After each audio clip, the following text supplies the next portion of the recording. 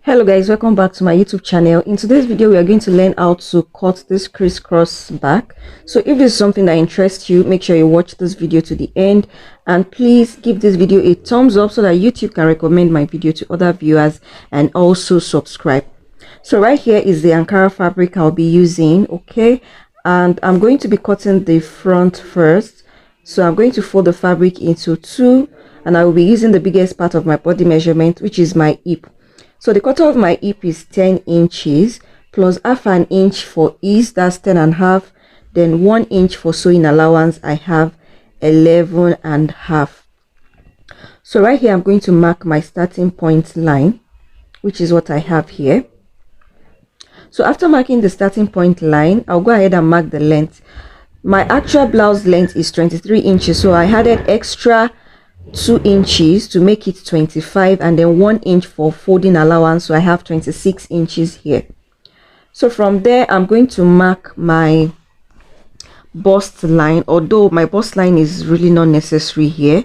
So if you want to shape your waist, you can add your waistline here, but this is a free top, so I'm not going to be observing my waistline. Okay, so the next thing I'm going to mark now is my shoulder to shoulder measurements, and half of it is 7 inches, and then I'm going to mark my chest line of 7 inches. Okay, so I'm going to connect everything together. So I'm also marking my shoulder to half of my shoulder measurement here. Okay, so I'll connect the lines together. So I'll also take my shoulder slope of 1 inch, and then you take the neck, the standard neck width of 3 inches, you connect it together. I'm still going to recut the neck because this blouse does not have either zipper or button. Okay, so I'm going to take my armhole curve like this. So once that is done, the next thing I'm going to do is to remark my neck width. So the neck width I'm using is 4 inches. The neck depth for the front is also 4 inches. Okay, so I'll go ahead and connect it. The neck depth for the back is going to be 1.5 inch. Okay, so I'll also connect that together.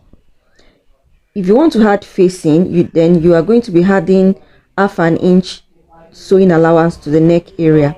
So I'm going to insert my cutter of my bust plus half an inch for ease and 1 inch for sewing allowance. I'll also repeat the same thing for my hip. Cutter of my hip plus half an inch for ease and 1 inch for joining allowance. Then you connect it together. Like I said, if you want to shape your waistline, then you have to insert your waist measurement there and also add your ease allowance to it.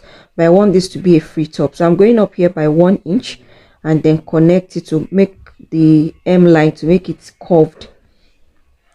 So this is pretty much everything here. So I'm going to be cutting the back neck first. Okay, so right here I'm going in by half an inch because this is a sleeveless. Okay, so that I can reduce the shoulder line, and I'll also add joining allowance to my shoulder line area. Okay, so I'll go ahead and cut this out. I'll be cutting the back neck first so that I can use the front pattern to cut out the back, and then I'll reshape the front neck.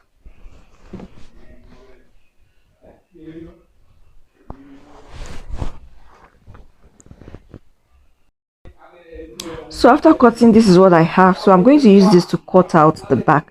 So I folded the pattern paper into two. Okay, make sure your pattern paper is folded into two. You place the back pattern on it, and then I'll be marking 6 inches downward, extra 6 inches to the back length. Okay, then go ahead and use your ruler to rule it out.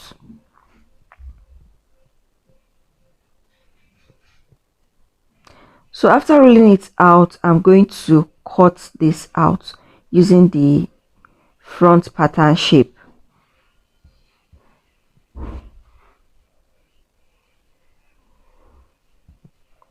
So after cutting, I'm going to recut the front neckline now. I'll be using bias to turn the neck. Like I said, if you want facing, then you need to add join allowance to the neck area. So after cutting, okay, I'm going to open up the paper So go ahead and open it up. Make sure you take note of the center mark, because we are going to need the center mark. So you place the pattern paper like this, and then you are going to mark out the length of the front pattern on the side. Okay, so I already marked the length of the front pattern at the side. So from the center point, you come out by 3 inches, or as you want. So that way, the more you come out, the more exposed you have at the back.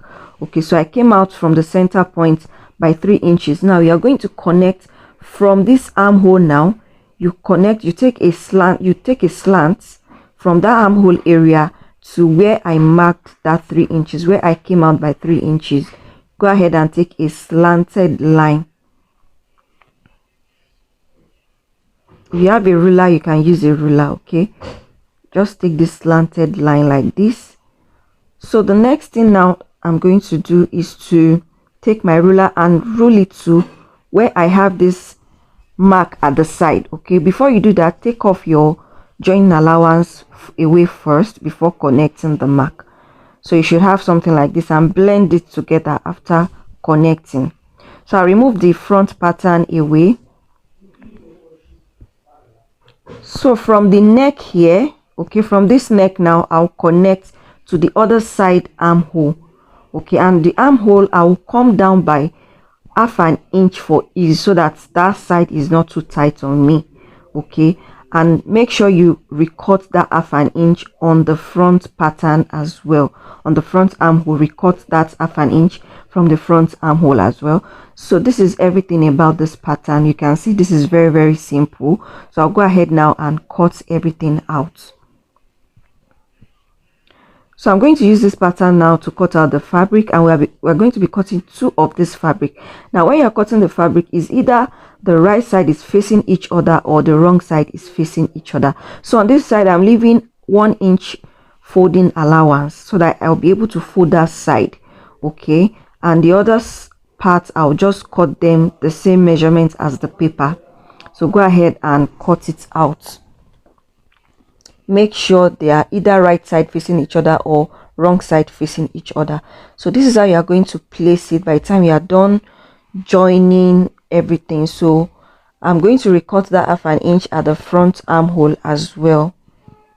So I'm going to be using bias to turn both the neckline and the armhole area of the front, and the same thing at the back. I'll use bias to turn the armhole area, and I'll fold the sewing allowance on this part. Remember where I added 1 inch sewing allowance on this part at the back pattern, so you fold in the allowance here.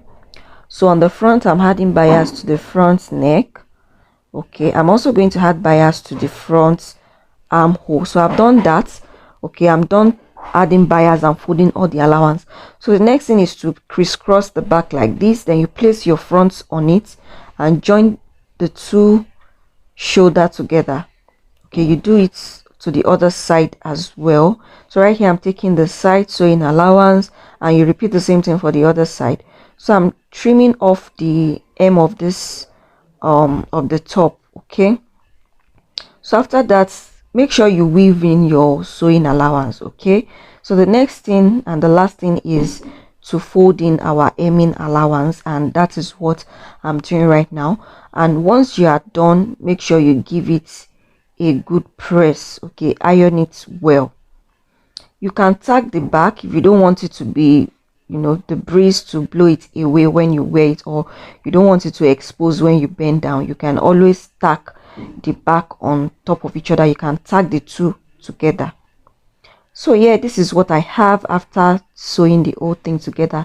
Thank you for watching this video to the end. Make sure you give this video a thumbs up so that YouTube can recommend this video to other viewers, and please subscribe to my channel for more interesting tutorials. Okay, and I'll see you guys in my next tutorial. Bye.